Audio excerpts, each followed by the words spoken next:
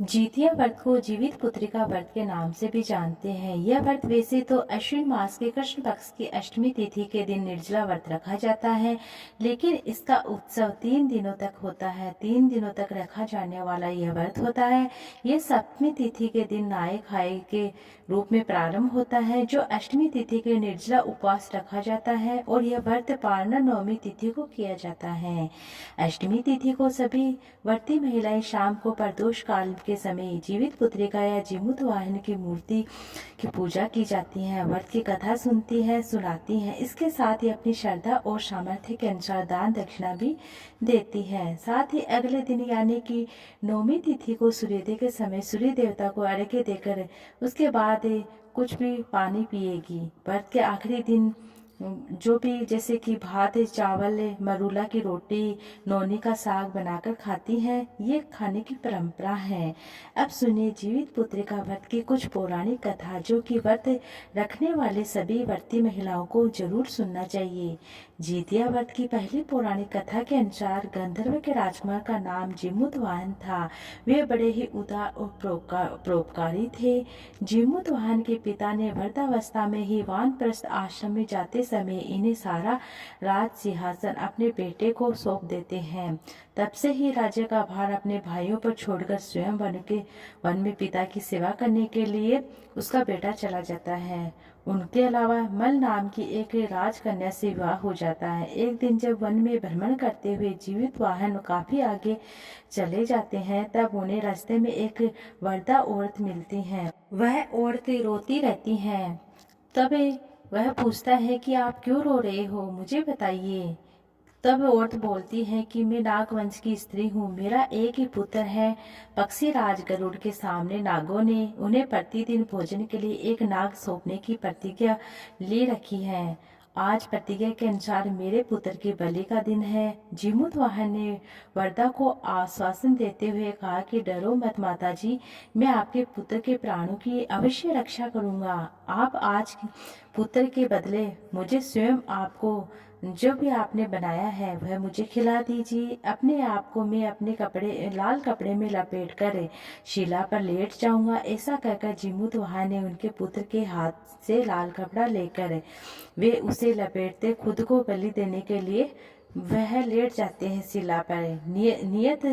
नियत समय पर पक्षीराज गरुड़ बड़े ही वेग से आए और वह लाल कपड़े में से ढके हुए जिमुतवाहन को अपने पंजे में दबोचकर पहाड़ के शिखर पर जाकर बैठ गए। अपने जुगुन में गिरफ्तारी प्राणी की आंख में आंसू और मुंह से आह निकल रहा था देखकर गरुड़ बड़े ही आश्चर्य में पड़ गए। उन्होंने जिमुतवाहन से उसका परिचय पूछा। जिमुतवाहन ने सारा किस्सा कह सुनाया। गरुड़ जी की बहादुरी और दूसरों की प्राण रक्षा के लिए स्वयं का बलिदान देने की हिम्मत से बहुत प्रभावित हुए। प्रसन्न होकर गरुड़ जी ने उन्हें जीवन दान दे दिया और नागों के बलि न देने का भी वचन दे दिया। इस प्रकार जिमुतवाहन के अदृश्य सहाय के कारण नाग जाति की रक्षा हुई। तब से अपने पुत्र की सुरक्षा के लिए जिमुतवाहन की पूजा की जाती है। पूजा करने की परंपरा शुरू हो गई है। आश्विन मास के कृष्ण पक्ष की अष्टमी तिथि के दिन प्रदोष काल के समय पुत्रवती महिलाएं जिमुतवाहन की पूजा करती हैं। जिमुतवाहन का जो लॉकेट होता है वह धारण करती है गले में। इस व्रत कथा को सुनती है, दूसरे को सुनाती है। अब सुनिए जितिया व्रत की दूसरी अन्य कथा। नर्मदा नदी के पास एक कंचनवटी नाम का एक नगर था। वहाँ के राजा का नाम मलकेतु था। वहीं पर नर्मदा नदी के पश्चिम भाग में बालूहटा नाम की एक मरुभूमि भी थी, जिसमें एक विशाल पेड़ पर चील रहता था। उसी पेड़ के नीचे एक सियारनी भी रहती थी। चील और सियारनी दोनों ही पक्के फ्रेंड थे, पक्की सहेलियां थी। कुछ बने या ना बने, एक बार जितिया व्रत रखते देखते चील और सियार ने भी यह व्रत रखने का संकल्प लिया। दोनों ने ही जिमुतवाहन की पूजा की, व्रत करने का प्रण ले लिया। जिस दिन दोनों ने यह व्रत रखा था, ठीक उसी दिन उस शहर में एक बड़े व्यापारी की मृत्यु हो गई थी। उनका दाह संस्कार वही मरुभूमि पर हुआ था। मुर्दा देखकर सियारनी को जोर से भूख लगने लगी। वह खुद को रोक नहीं पाई और जिसके कारण उसका व्रत टूट गया। उधर चील ने खुद पर संयम रखा, पूरी श्रद्धा नियम से अपना व्रत किया। अगले दिन व्रत का पारण भी किया। उसके बाद अगले साल अगले जन्म के दोनों सहेलियों ने पुत्री के रूप में एक ब्राह्मण परिवार में जन्म लिया। चील बड़ी बहन बनी और सियानी छोटी बहन बनती है। बड़ी बहन का नाम शिलावती था और छोटी बहन का नाम वह कपूरावती था। शिलावती और कपूरावती बड़ी ही बहादुर थी। उसका विवाह बुद्धिमान सेना के साथ हो गया और छोटी बहन का कपूरा का विवाह राजा मल केतु से हो गया। छोटी बहन कपूरा बड़े ही कंचनवटी नगर की रानी बन गई थी। उधर धीरे धीरे समय बीता। भगवान जीमूत वाहन के आशीर्वाद से बड़ी बहन शिलावती को 7 पुत्र हुए थे, लेकिन कपूरावती के बच्चे जन्म लेते ही मर जाते थे। कुछ सालों के बाद शिलावती के 7 पुत्र बड़े हो गए, राजा के दरबार में काम करने लगे। उन्हें देखकर कपूरावती के मन में ईर्ष्या और जलन होने लगी।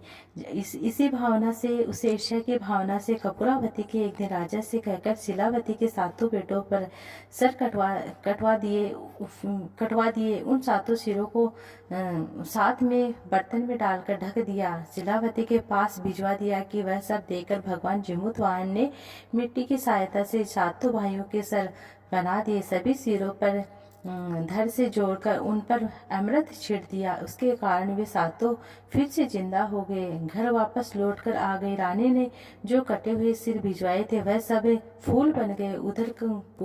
उधर पूरावती यह समाचार पाने को व्याकुल थी कि कब उसकी बड़ी बहन रोते विलपते हुए उसके पास आएगी। लेकिन जब उसे इस बात का पता चला कि उसकी बड़ी बहन के 7 बेटे जीवित हैं, तो बड़ी ही बहन के घर गई और कहा कि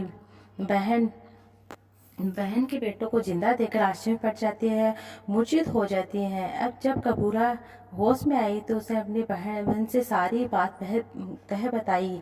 अपनी गलती का पछतावा भी करती है। भगवान जीमूत वाहन की कृपा से बड़ी बहन को उसके पूर्व जन्म की सारी बातें याद आ गई। तब उसने अपनी छोटी बहन को उसी पेड़ के नीचे लाकर पूर्व जन्म की सारी बात सुनाई।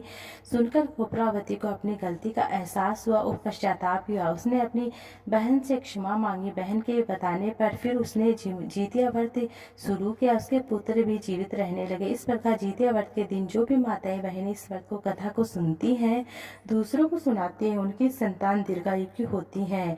जितिया व्रत के दिन स्नान कर स्वच्छ वस्त्र धारण किए जाते हैं। उसके बाद भगवान जीमूत वाहन की पूजा की जाती है। इसके लिए कुसा से बनी हुई जीमूत वाहन की प्रतिमा होती है। धूप दीप चावल पुष्प आदि अर्पित करें। इस व्रत में मिट्टी या गाय के गोबर से बनी हुई चील या सियार की मूर्ति की पूजा की जाती है। फिर उनके माथे पर लाल सिंदूर का टीका लगाया जाता है। पूजा समाप्त होने के बाद जीमूत पुत्रिका व्रत की कथा सुनी जाती है। पारणा के बाद अपनी सामर्थ्य के अनुसार दान दक्षिणा दी जाती है। माताएं बहनें संतान की लंबी उम्र की रक्षा के अपनी संतान की लंबी उम्र के लिए अपनी संतान की रक्षा के लिए व्रत निर्जला रखती है। 3 दिन तक चलने वाला यह उपवास होता है। एक जल भी बूंद की ग्रहण नहीं करती है। जीवित पुत्रिका का व्रत एक पौराणिक कथा महाभारत से भी जुड़ी हुई है। महाभारत की यह पौराणिक कथा है कि पिता की मृत्यु के बाद अश्वत्थामा बहुत नाराज हो गया। उसे हृदय में बदले की भावना भड़क रही थी। इसी के चलते वह पांडव के शिकार हो चुके थे और इसी के चलते वह पांडव के शिविर में घुस गया। शिविर में अंदर जाकर 5 लोग सोए हुए थे। अश्वत्थामा सोचा कि पांडव समझकर मार डालता है। सभी द्रौपदी की 5 संतानें थी। फिर अर्जुन ने उसे बंदी बनाकर उसकी दिव्य मणि छीन ली थी। अश्वत्थामा ने बदला लेने के लिए अभिमन्यु की पत्नी उत्तरा के गर्भ में पल रहे बच्चे को गर्भ में ही नष्ट कर दिया। ऐसे में भगवान श्री कृष्ण अपने सभी पुण्य का फल उत्तरा को अजन्मी संतान को देते हैं। उनके गर्भ में फिर से शिशु को जीवन मिल गया। गर्भ में मरकर जीवित होने के कारण उसे बच्चे का जन्म जीवित पुत्रिका का नाम पड़ गया। तब से ही संतान की लंबी उम्र मंगल कामना के लिए यह व्रत रखा जाता है। जितिया व्रत रखा जाता है। हर साल अश्विन मास के कृष्ण पक्ष के अष्टमी तिथि के दिन किया जाता है। जीवित पुत्रिका का व्रत जो जितिया जीमूत वाहन की पूजा करता है नाम से भी जाना जाता है। उम्मीद है कि ये वीडियो अच्छा लगा तो वीडियो को ज़्यादा से ज़्यादा लाइक कीजिएगा, शेयर कीजिएगा। कमेंट बॉक्स में जीमूत वाहन माता की जय, जीमूत वाहन भगवान की जय जरूर से लिखिएगा।